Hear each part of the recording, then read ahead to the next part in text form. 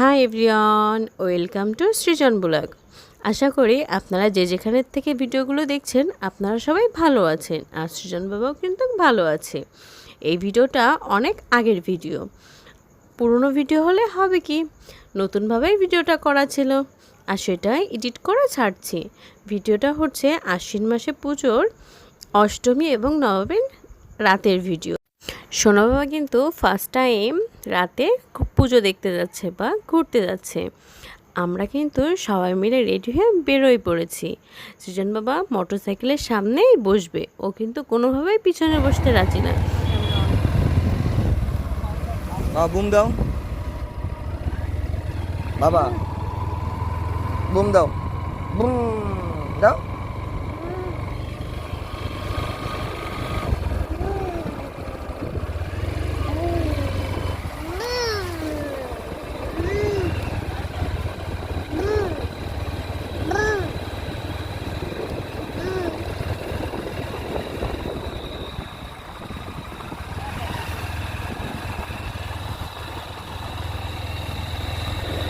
এই জন্য সৃজন বাবার বাবা মোটরসাইকেলের সামনে বাবাকে বসিয়েছে, আর আমি তার স্মৃতি হিসেবে ভিডিওর ক্লিপটা রেখেছিলাম আর সেটাই আপনাদের সাথে শেয়ার করছি।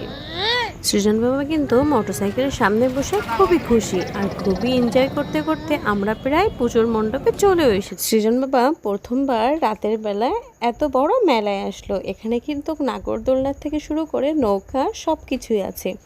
সৃজন বাবার বাবা মোটরসাইকেল পার্কিং করে আসার পর আমরা এখন মণ্ডপের দিকে যাচ্ছি। আমাদের বাড়ি থেকে পুজোর এই মণ্ডপটা কিন্তু একটু দূরই আছে। পুজোর এই মণ্ডপটার সামনে বিশাল বড় একটা মাঠ আছে, সেখানেই কিন্তু মেলা হয়, আর এটাই কিন্তু আমাদের এখানে সব থেকে বড় মেলা।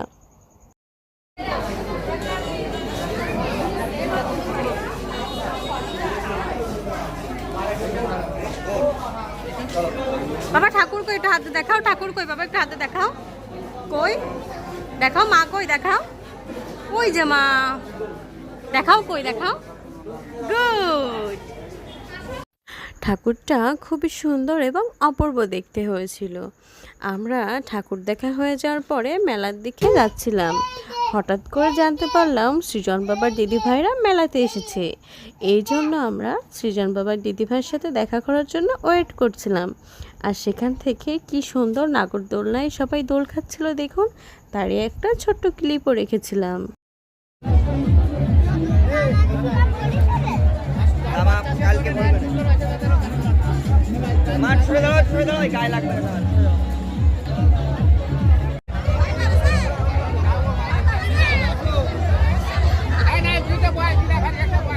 সৃজন বাবার দিদিভাই হঠাৎ করে তার ভাইকে দেখে কিন্তু অনেক খুশি, আর আমার বাবাও কিন্তু তার দিদিভাইকে দেখে অনেক খুশি হয়েছে।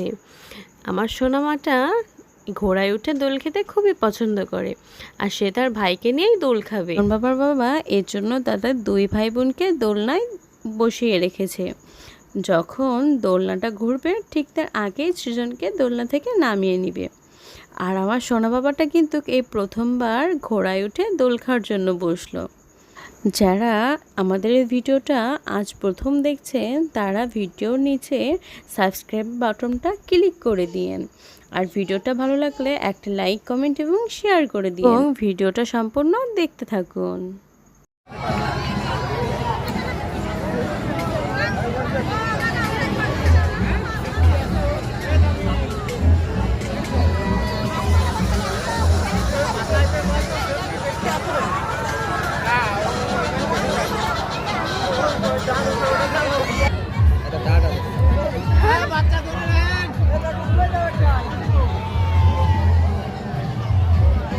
দিদি ভাইয়ের টাটা দিয়ে দাও।